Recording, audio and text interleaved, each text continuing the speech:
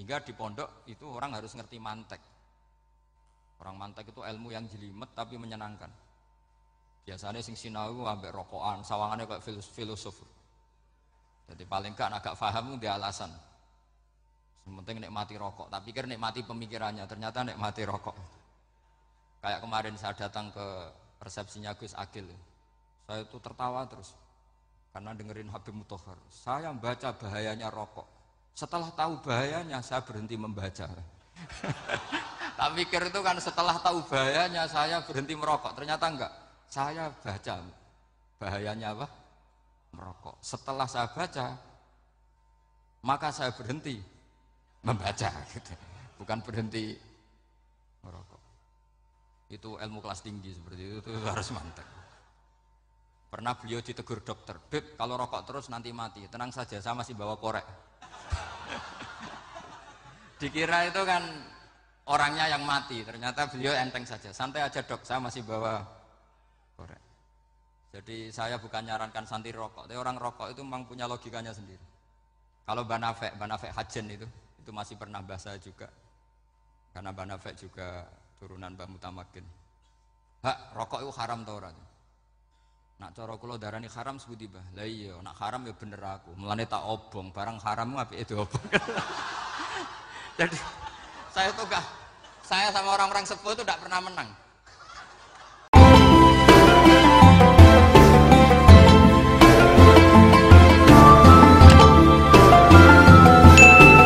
Assalamualaikum warahmatullahi wabarakatuh. Bismillahirrahmanirrahim. Tabarakalladzi nazzalal furqana ala 'abdihi liyakuna lil 'alamin nadhira. Allahumma shalli wa sallim ala sayyidina Maulana Muhammadin wa ala alihi wa sahbihi asma'in nama ba'du. Yang sangat kula hormati keluarga besar Raden Asnawi sedanten mawon mulai Gus Hafid bin Ni'am bin Zuhri bin Raden Asnawi sedanten keluarga santri. Niki kudanan nggih niati dudusan nonton mawon. Terus riyen wonten cerita udan niku rahmat. Jadi nak sampean melayu saking udan berarti melayu saking napa? Rahmat.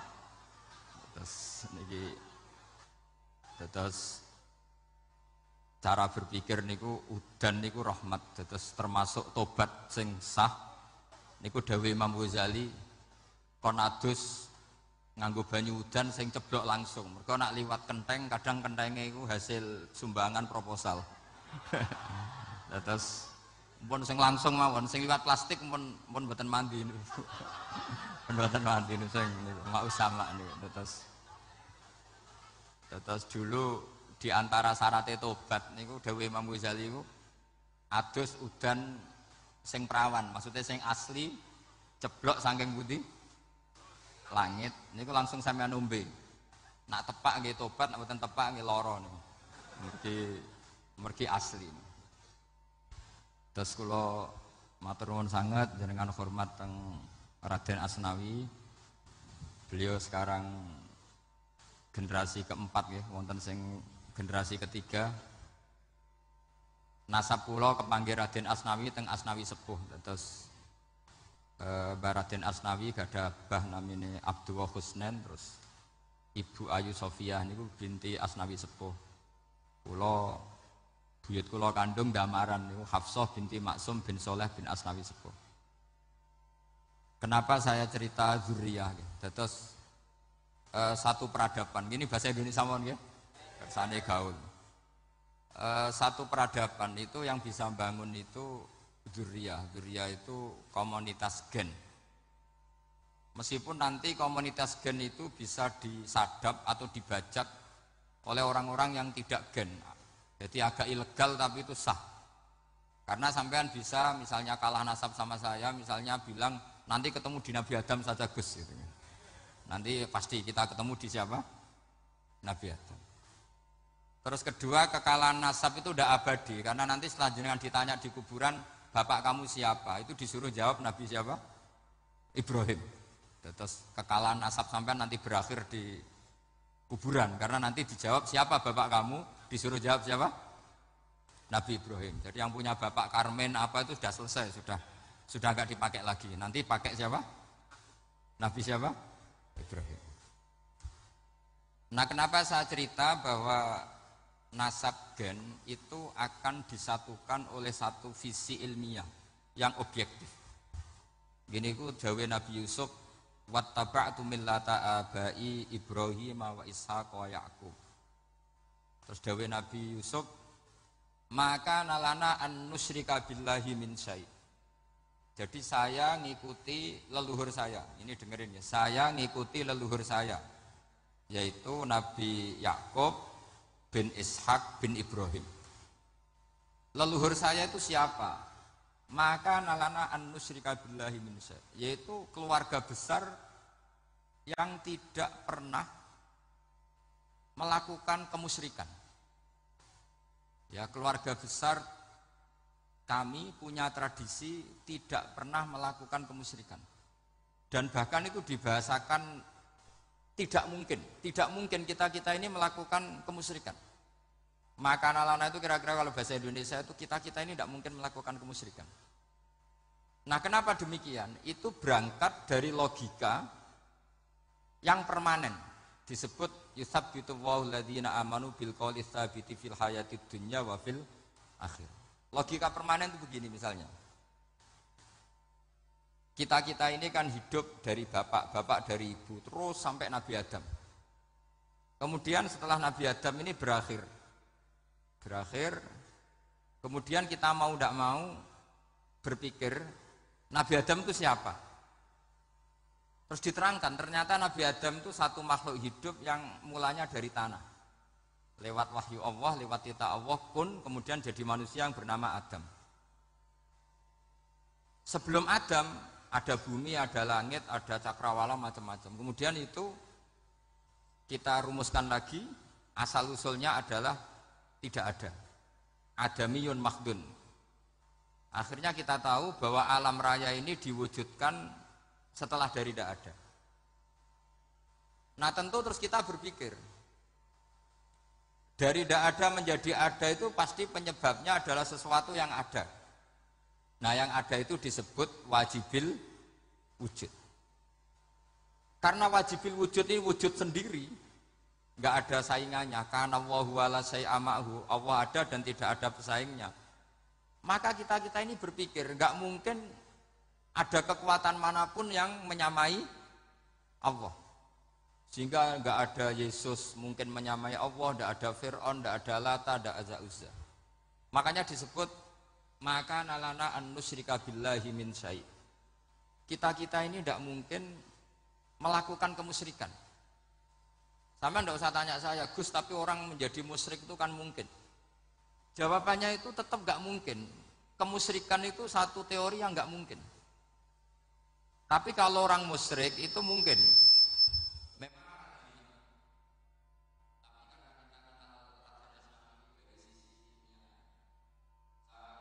Kitab beliau, mungkin saya termasuk pernah cucu yang membawa kitab beliau banyak ke Korea. Saya itu beli pesolatan tuh bukan 1-2 sampai 2 kerdus 3 kerdus. Itu mulai dulu, mulai saya ngiai sampai sekarang tak bawa ke Sragen, ke Solo 3, termasuk tak bawa ke Korea. Jadi mungkin ya ini GR saya ngaji di sini itu barokahnya jualan pesolatan. Tapi bukan jualan yang cari laba enggak, karena tak gratiskan, tapi itu dagang akhirat lah kira-kira gitu. Jadi kalau saya masuk neraka kita era pantas bakul pesolatan kok masuk neraka gitu. Kayak itu enggak pantas itu. Karena saya termasuk orang ya yang cara berpikir itu optimis. Dulu di sini ada orang alim alama namanya Raden Asnawi. Terus kemudian sejarah agak berpolemik, ada yang mengatakan beliau itu muridnya Syekh Nawawi, ada yang mengatakan tidak. Apapun itu yang saya yakini adalah beliau ya saling istifadah lah, saling bermanfaat bagi Syekh Nawawi Banten. Saya punya catatan sejarah banyak tentang Raden Asnawi karena guru-guru kita itu akan ketemu di Syekh Nawawi Banten. Yaitu kita tahu misalnya saya ngaji Mbah Mun ngaji Mbah Zubair, Mbah Zubair misalnya ngaji Syekh Fakih Mas Kumambang, ngaji Mbah Mahfud, terus ngaji Said Abi Bakar Sato, terus ngaji Sayyid Zaini Dahlan. Kalau keluarga sini mungkin misalnya Gus Hafid, Mbah Niam, Mbah Zuhri, terus Raden Asnawi. Raden Asnawi kita tahu nikah dari istri mudanya Syekh Nawawi, yaitu Nyai Hamdana. Saya sering diceritani Mbah Mun, terus Nyai Hamdana punya anak yang namanya Zuhriyah dari Syekh Nawawi. Kemudian setelah dinikahi Raden Asnawi, punya anak namanya Zuhri, Minan, Niam, terus sampai ke Gus Hafid, Hafid bin Niam. Kenapa saya cerita ini? Karena kealiman itu adalah sesuatu yang dibanggakan Allah. Imam Amudi itu ulama ahli matematika. Jadi ada ulama itu ahli matematika. Dia nggak pernah ngajarkan pesolatan, zakat, sholat, tapi dia ngajar matematika. Kemudian dari matematika itu beliau menjadi ahli tauhid. Sehingga nanti Mungkar Nakir itu nggak akan tanya dia marrobuka wa manabuka, karena dia punya rencana. Yang ngajar tauhid itu saya. Jadi kalau dia malaikat akan marrobuka, pangeran kamu itu siapa? Malaikat malah dilawan. Kamu pernah ngajar tauhid? Saya ini guru tauhid. Singkat cerita, saking keramatnya Imam Amudi, kata Allah, ya Amudi, presentasikan ilmu tauhid yang lewat jalur matematika ke semua malaikat saya. Semua malaikat saya tahu cara berpikir matematis. Karena malaikat itu imannya itu iman mauhibah, karena dia malaikat, ya iman karena tahu neraka, tahu surga, terus dia iman. Kalau kita enggak, kita iman tuh pakai logika, jadi lebih keren. Loh betul. Malaikat itu ketika bangga, ya Allah, apa ada orang yang imannya di atas kita? Jawabnya Allah ada. Siapa? Ya orang-orang kudus, kata Allah. Kira-kira gitu. Kenapa? Ya betul. Karena kamu iman saya itu wajar, kamu tahu saya, tapi mereka nggak tahu saya tapi iman. Kenapa bisa iman ya Allah? Karena mereka punya logika, punya akal. Akhirnya Imam Amudi disuruh sama Allah presentasikan logika tauhid kamu lewat jalur matematika. Malaikat disuruh dengerin semua, Isma'u ya malaikati, ini mimpinya wali. Terus Imam Amudi mulai mengajarkan nisbatul isnaini ilal wahid wa nisbatus salasa wal arba'ah ila ma la nihayatalah niku binisbatin wahidah, yaitu far'un minal asli wa huwa al wahid. Mbok angka sebanyak apapun 2, 3, 4 sampai 1 miliar itu nisbatnya ke angka 1 adalah nisbatul far'i ilal asli. Semuanya berasal dari 1. Maka hadhil awalim atau hadal alam ila ma la nihayatalahu, tetap semuanya ini cabang dari 1, yaitu wujud dari 1, yaitu Allah Subhanahu wa ta'ala. Sehingga semenjak itu ditiru sekian ulama. Akhirnya malaikatnya mantuk karena kepastian kalau Allah 1 yang diyakini malaikat itu sepasti logika yang dibangun orang-orang manusia ini, padahal tidak ngerti Allah Subhanahu wa ta'ala karena pakai akal. Sehingga di pondok itu orang harus ngerti mantek. Orang mantek itu ilmu yang jelimet tapi menyenangkan. Biasanya sing sinau ambek rokokan, sawangannya kayak filosof. Jadi paling gak agak paham dia alasan. Sementing nikmati rokok, tapi pikir nikmati pemikirannya, ternyata nikmati rokok. Kayak kemarin saya datang ke resepsinya Gus Agil, saya itu tertawa terus karena dengerin Habib Mutahar. Saya membaca bahayanya rokok. Setelah tahu bahayanya, saya berhenti membaca. Tak pikir itu kan setelah tahu bahayanya saya berhenti merokok. Ternyata enggak. Saya baca bahayanya apa? Merokok. Setelah saya baca, maka saya berhenti membaca. Gitu. Bukan berhenti merokok. Itu ilmu kelas tinggi seperti itu harus mantap. Pernah beliau ditegur dokter, Beb, kalau rokok terus nanti mati. Tenang saja, saya masih bawa korek.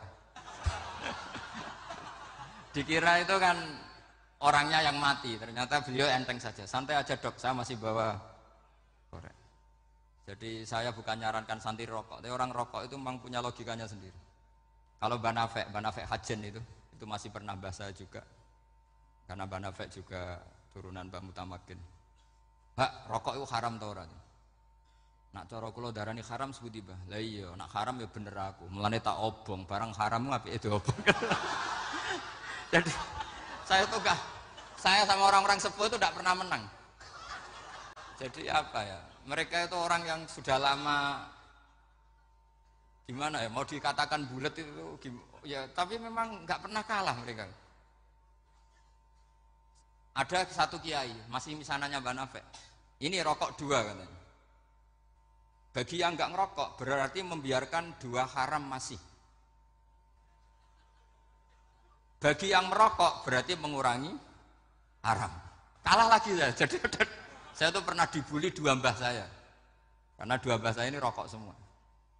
Akhirnya saya sing nom ngalah gitu.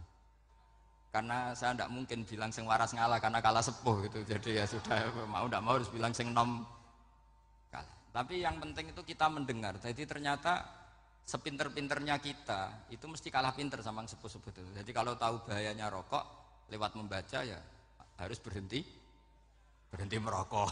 Berhenti membaca katanya. Nah, malaikat ini cerita lagi malaikat. Saya memang dari awal niat hormat Raden Asnawi karena buyut-buyut beliau itu ketemu di buyut saya. Saya ini turunan Mbak Asnawi sepuh. Terus cuma buyut saya itu nikah Lasem, terus saya keceluk cucunya keluarga Lasem. Sebenarnya saya juga cucu Kudus. Tapi terus alhamdulillah sekarang kembali karena buyut saya menyuruh saya ngajar di Damaran, terus sampai sekarang saya ngajar di Damaran. Tapi buyut saya itu masih lahir di Damaran. Namanya Mbak Hafsah, itu Hamsah binti Maksum bin Soleh bin Asnawi sepuh. Sama seperti nasab di sini Raden Asnawi, Mbak Abdul Husnan, terus Nyai Ayu Sofiyah, terus Mbak Raden Asnawi. Saya mau cerita, jadi ilmu itu lebih keren kita. Sehingga Rasulullah SAW pernah ngendikan, saya ini rindu sekali li ikhwani, kata Nabi itu ikhwani. Kata sahabat bilang, alasna ikhwanaka ya Rasulullah, bukankah kita ini saudara kamu, saudara engkau ya Rasulullah? Tidak, antum ashabi, kamu itu sahabat saya. Siapa teman-teman kamu itu ya Rasulullah? Yaitu kaumun yang tidak melihat saya, kemudian iman kepada saya. Jadi mereka seperti kita semua di Kudus ini tidak melihat Rasulullah SAW, tapi iman sama Nabi. Dan ketika malaikat yubahi bikum malaika, Allah bangga dengan malaikatnya, membanggakan kita. Sampai malaikat itu sentimen, kok bisa ya Allah? Ya karena tadi, kamu iman sama saya wajar, karena kamu melihat surga, melihat neraka, melihat aras. Sementara orang Kudus coba ngelihat apa? Paling simpang 5, apa simpang 7 itu. Tapi imannya enggak kalah dengan malaikat. Kenapa enggak kalah? Karena tadi kita diajarkan bahwa nisbatul isnaini wassalasah wal arba'ah ila ma la nihayatalaha itu sama-sama nisbatul far'i ilal asli. Tetap yang asli adalah angka 1. Jadi enggak mungkin aslu hadhil asya enggak dari Allah itu. Enggak mungkin, tetap dari zat yang satu. Kemudian tentu ini bukan nisbatul walad ilal walid, anak ke bapak tentu enggak, tapi nisbat sama makhluk. Tapi apapun itu pasti satu. Sehingga Imam Amudi akhirnya masuk surga lewat jalur itu, tidak usah lewat pertanyaan man rabbuka wa man nuka. Kelasnya disuruh ngajar malaikat. Saya punya rencana jadi pengajar malaikat nanti itu kan. Jadi orang-orang Kudus yang dapat barokahnya Raden Asnawi nanti jangan mau kalau ditanya man rabbuka wa man nuka. Kelasnya itu harus apa? Jadi gurunya malaikat. Karena bapak kita Nabi Adam itu keren. Nabi Adam itu adalah orang yang disuruh Allah dipresentasikan, dibanggakan Allah di depan para malaikat. Ketika ada malaikat yang agak hasut, tapi itu tidak malaikat papan atas, malaikat yang kebanyakan.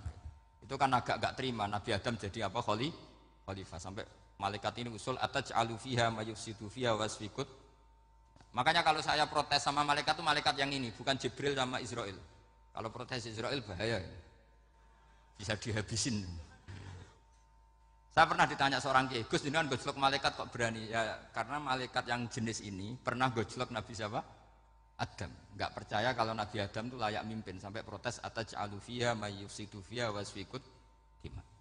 Tapi apa yang terjadi? Allah mengajarkan satu ilmu di Nabi Adam kemudian disuruh meresentasikan. Qala ya Adamu ambihum bi asmaihim. Adam, coba kamu presentasikan ilmu kamu. Setelah Nabi Adam fasih mempresentasikan ilmu, kata Allah, kamu bisa enggak sepinter Nabi Adam?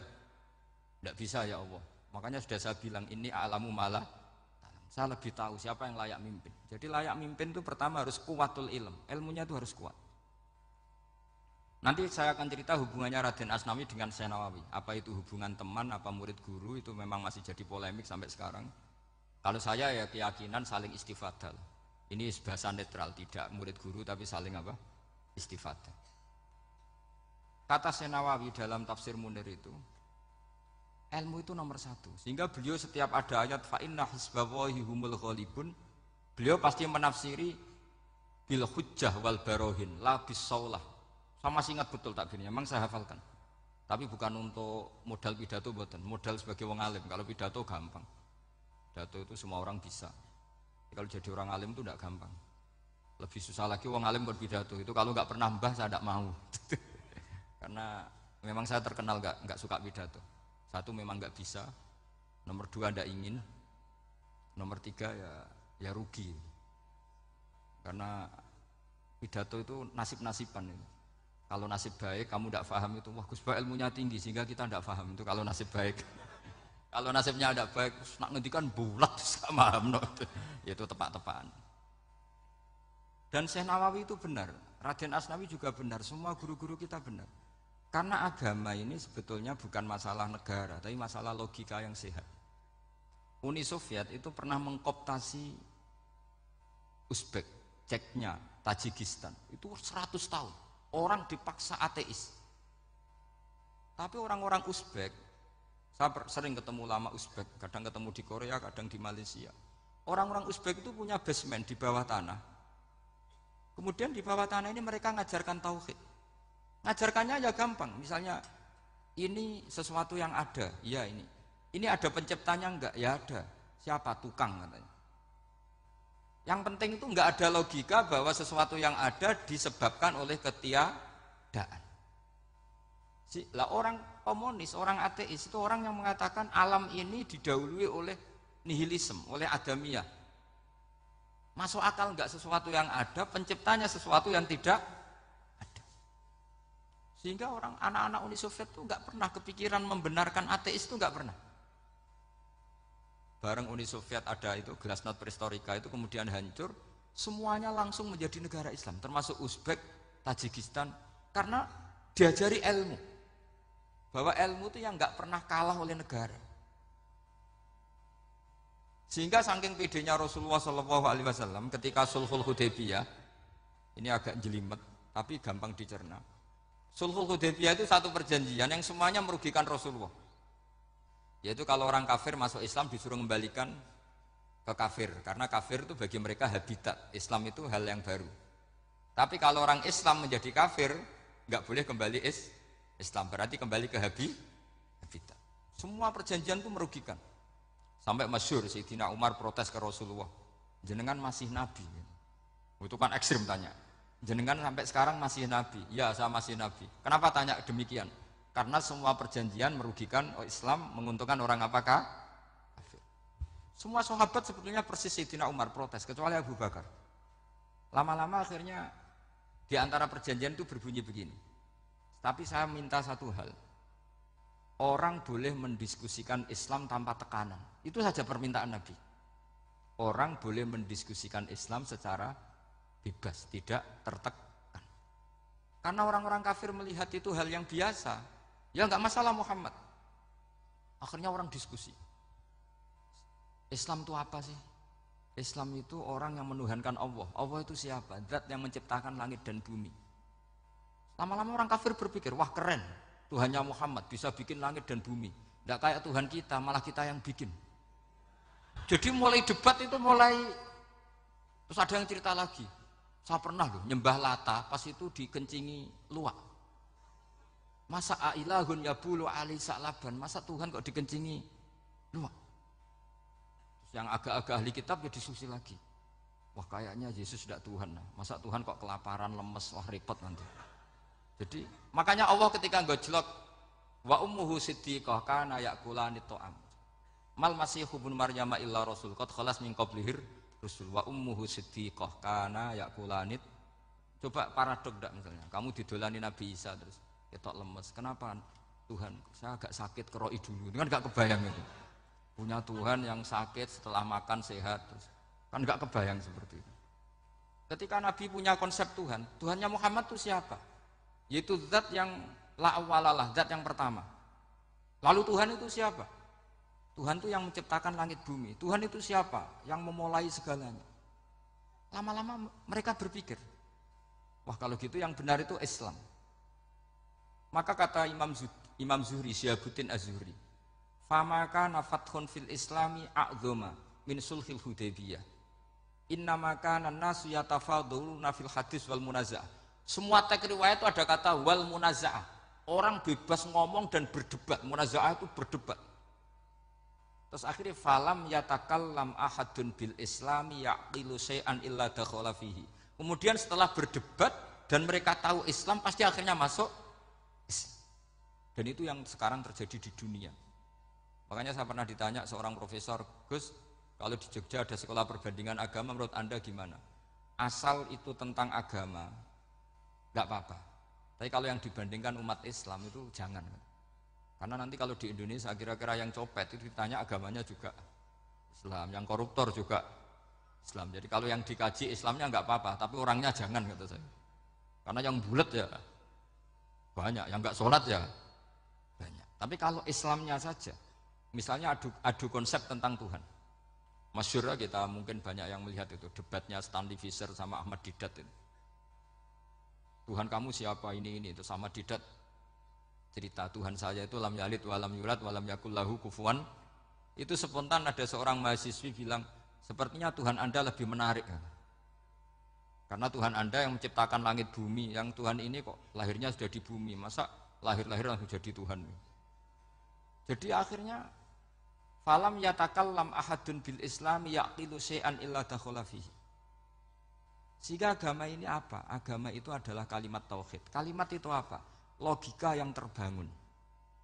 Nah, ketika logika itu terbangun, maka disebut yusabbitu Allahu alladzina amanu bil qaulis tsabit fil hayatid dunya wa fil akhirah. Allah itu akan menetapkan satu kaul, satu presentasi ilmiah atau satu kesimpulan ilmiah. Yang kesimpulan itu nyata benarnya. Dan ini akan nyata terus baik di kehidupan dunia maupun kehidupan apa? Akhir. Seperti Allah sebagai Tuhan. Itu akan nyata terus. Di dunia Allah ya Tuhan, nanti di akhirat juga Tuhan. Tapi Tuhan selain Allah, maka menjadi Tuhan ini nunggu ada yang menuhankan. Misalnya Fir'aun, itu jadi Tuhan karena ada yang menuhankan. Sekali dia mati, dia sudah aset wisata, bukan Tuhan lagi.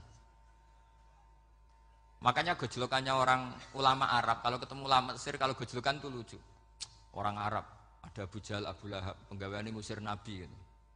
Itu gejolokannya ulama Mesir. Kata ulama Arab, kamu gayanya benci Fir'aun, tapi rezeki kamu dari wisata melihat Fir'aun. Itu gejolokannya ulama Arab sama ulama Mesir.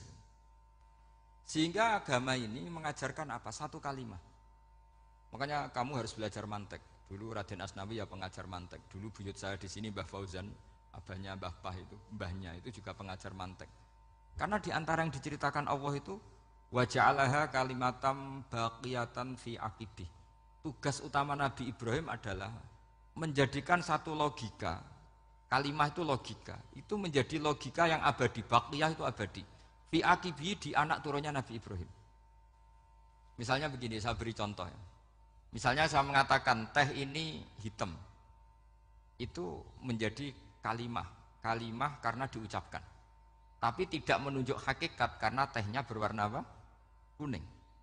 Sehingga Quran kalau menyalahkan orang kafir itu ngendikannya kaburas kalimatan takhruju min afwahihim. Omongannya orang kafir itu menjadi kalimat karena diucapkan dari mulutnya.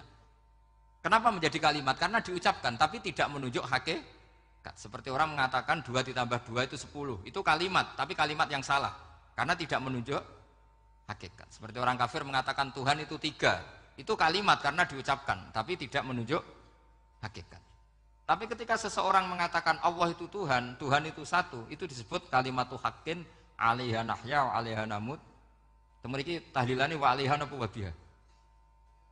Wa 'alaiha napa wa biha. Waliha ya, ada yang tahlilan wabiyah itu nggak tahu sanatnya dari mana, pokoknya ada yang waliha, ada yang biha. Kenapa dikatakan kalimat tauhid? Karena kalimat yang dari kesimpulan berpikir. Dan agama ini dibawa Nabi Ibrahim itu untuk membawa kalimat tauhid.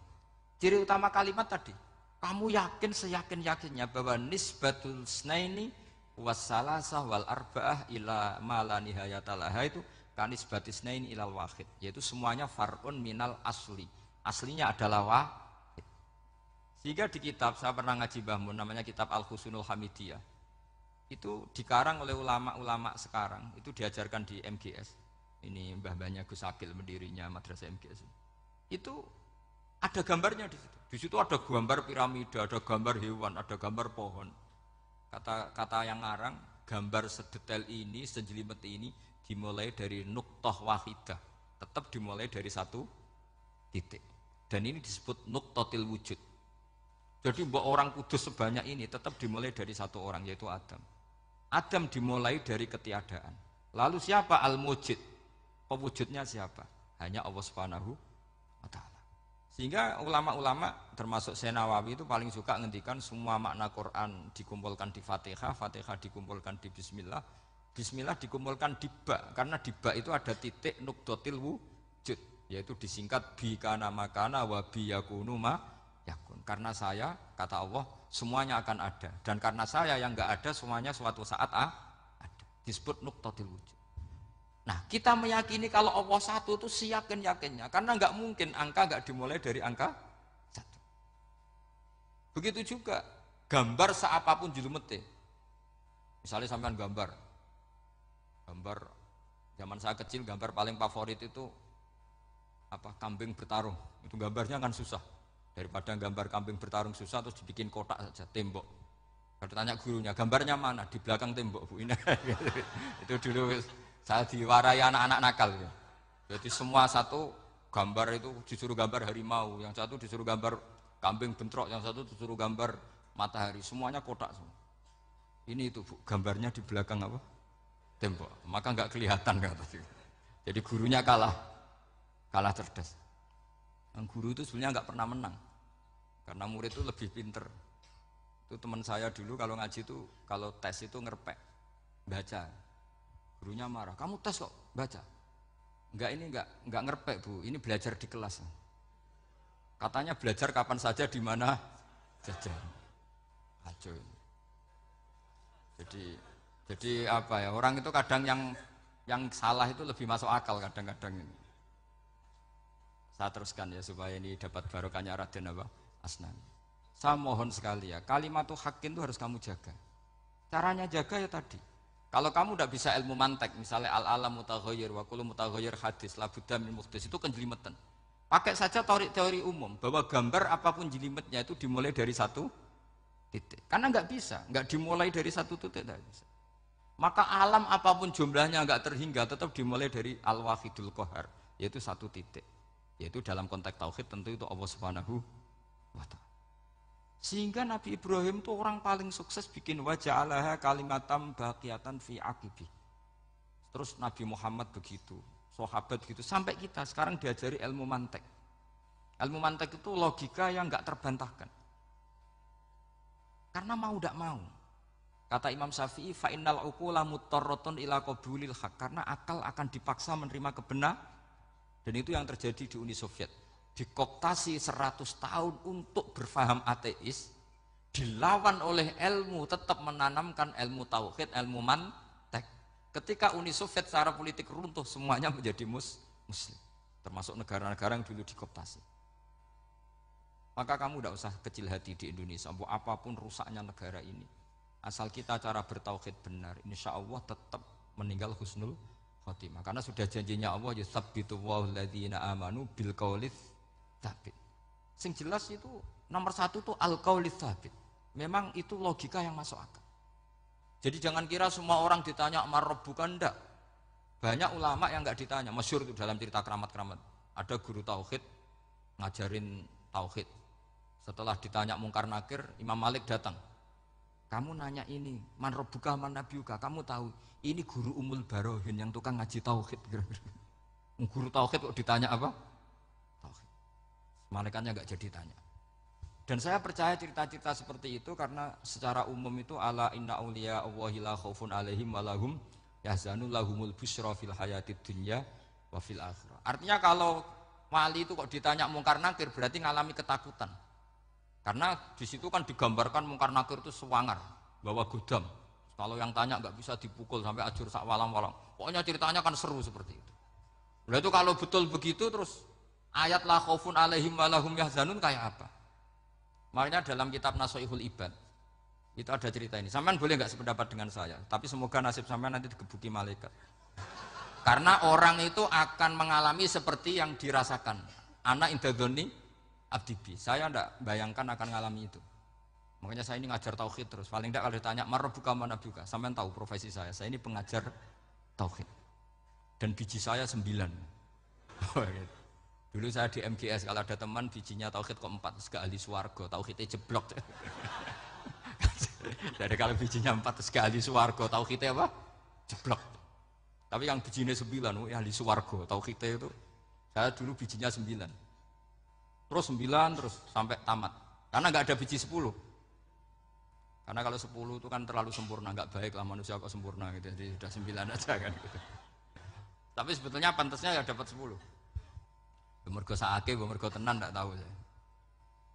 Di Nashihul Ibad itu ada cerita gini dan saya percaya itu. Di sarahnya itu. Juga di sarah apa itu yang di sarah Syekh Nawawi itu. Pokoknya saya kalau ingat Raden Asnawi pasti ingat Syekh Nawawi. Saya tidak memastikan apa murid guru apa saling istifadah, yang jelas itu teman dekat, teman fil ilm. Sayyidina Ali itu pernah minta kasaf sama Allah. Saya percaya tidak semua orang alami marbuka ditanya itu. Ya Allah, saya minta kasaf itu ngerti alam gaib.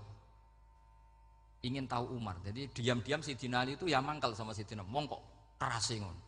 Angger wong kok tahu disentak. Jajal wani nyentak malaikat ora itu kata Sayyidina. Jadi dia minta kasaf karena kenangannya dia melihat Umar itu semua orang pernah disentak sama Sayyidina Umar itu. Maka Sayyidina Ali minta kasaf. Ya Allah, saya ingin melihat Umar menghadapi mungkar nakir. Masih garangkah apa enggak? Itu dah itu tidak. Minta kasaf. Pas kasaf beliau bangun dari kubur, duduk. Dilihat sama Sayyidina Ali ini ngalami kasaf. Sama enggak usah tanya. Enggak wali kok tanya. Ya sudah pokoknya percaya aja. Akhirnya malaikat mungkar nakir datang. Itu di situ digambarkan matanya itu kalkidril mughalla, kayak apa itu? Panci yang dibakar. Wah, wow, seru. Sumpah nang Sayyidina Ali, baru ini kamu akan takut gitu. Tapi ternyata enggak, Umar bangkit disuntak orang tua itu. Kamu tahu menghadapi siapa? Yang sopan. Wah, sontak. Kaget malaikatnya itu karena enggak pernah ngalami disentak, mungkin itu pertama. Kaget. Memangnya kamu siapa? Saya ini teman kekasih Tuhanmu.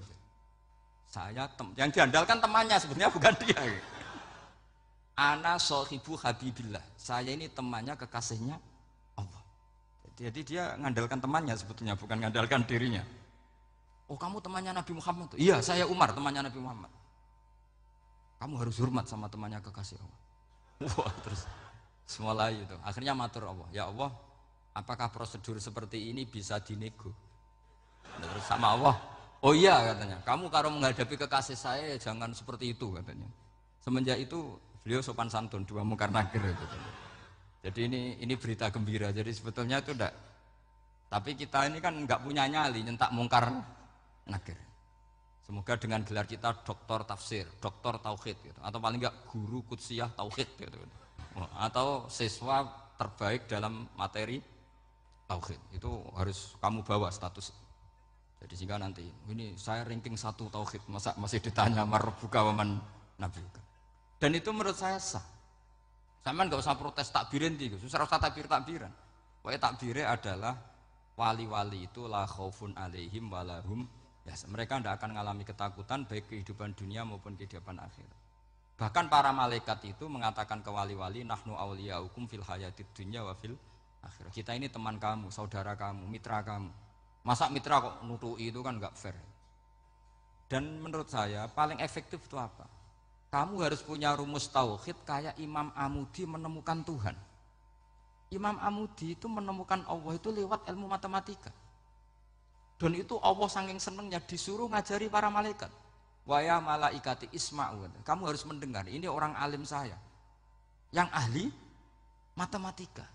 Tapi justru itu ngerti bahwa asal usul alam itu minal wahidil qahar. Dari zat yang satu. Akhirnya Imam Amudi mulai ngajar tuh.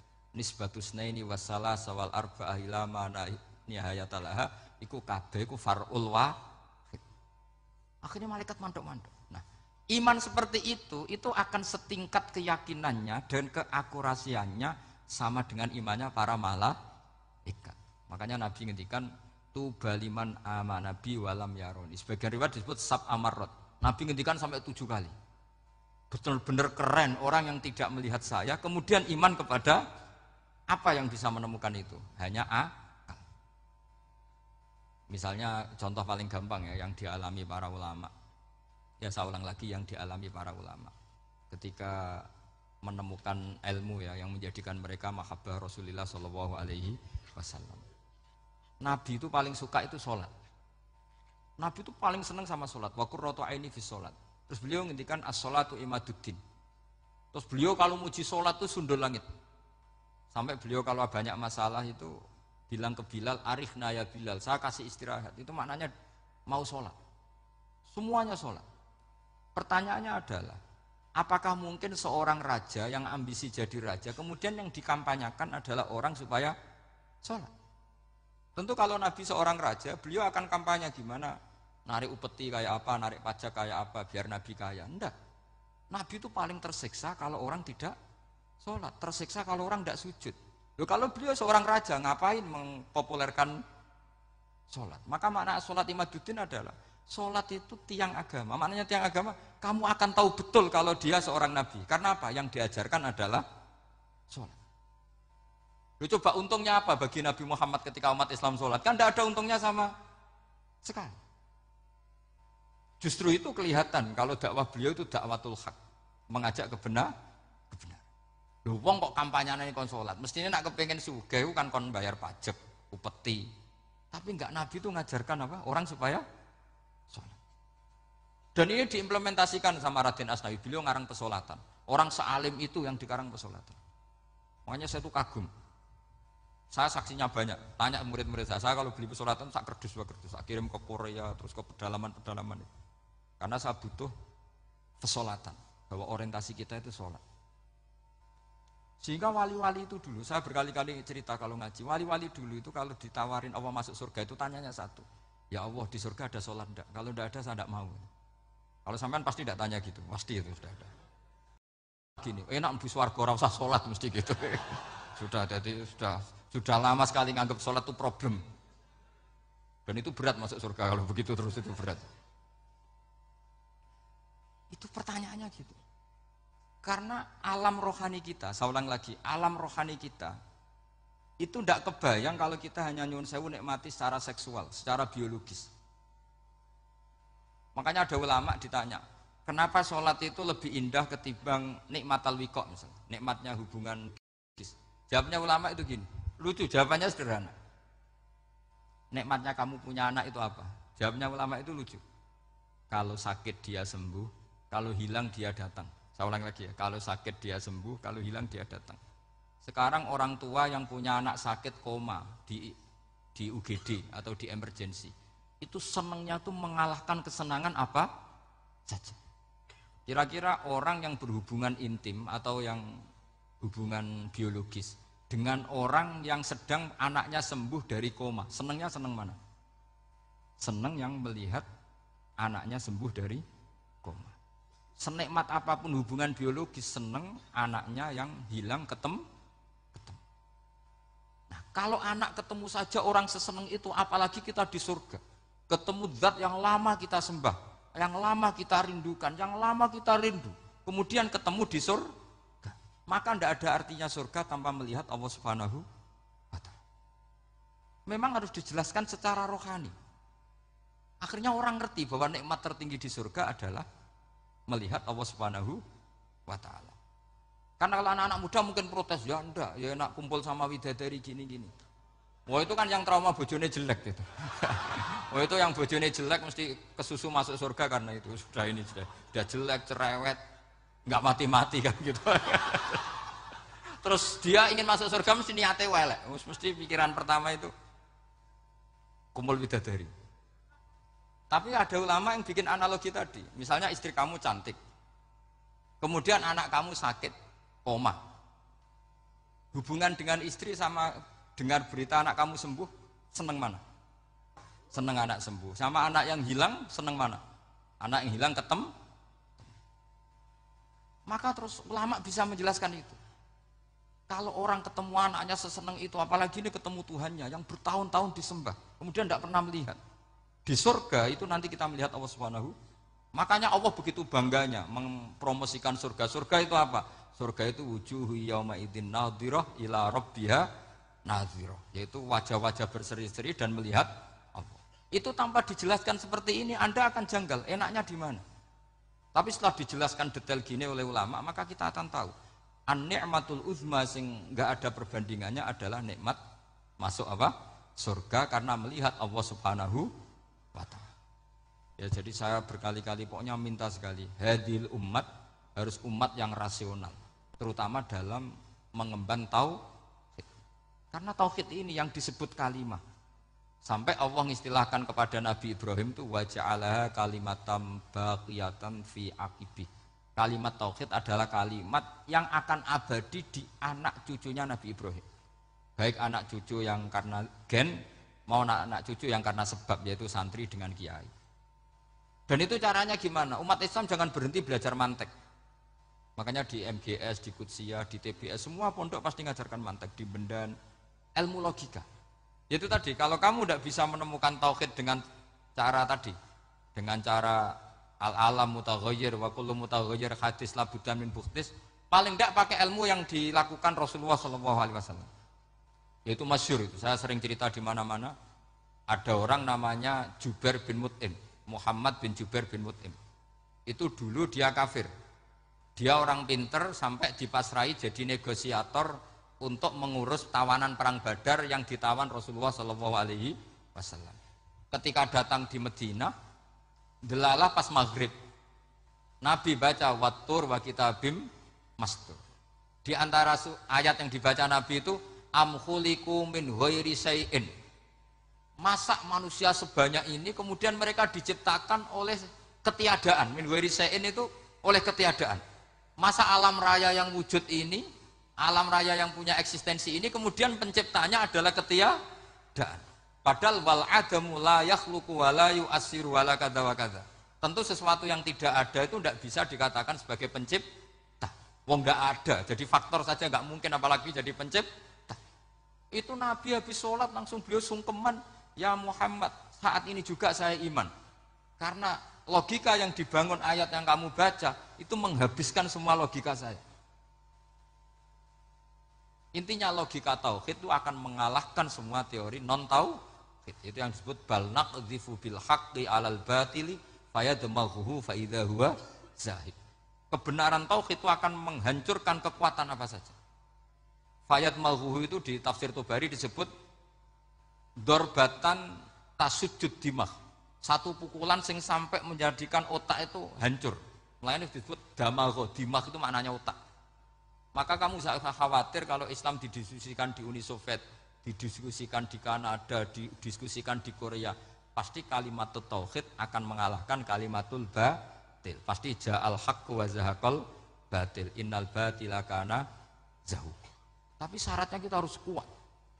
Makanya saya ini senang sekali yang namanya ngaji itu, saya senang. Karena saya tadi bercita-cita ingin jadi dosen setelah mati. Karena di dunia sudah tidak jadi apa? Dosen. Saya ingin seperti Imam Amudi. Pertama ketemu Allah, beliau disuruh ngajar malaikat tentang ilmu apa? Matematika yang mengarah ke tauhid.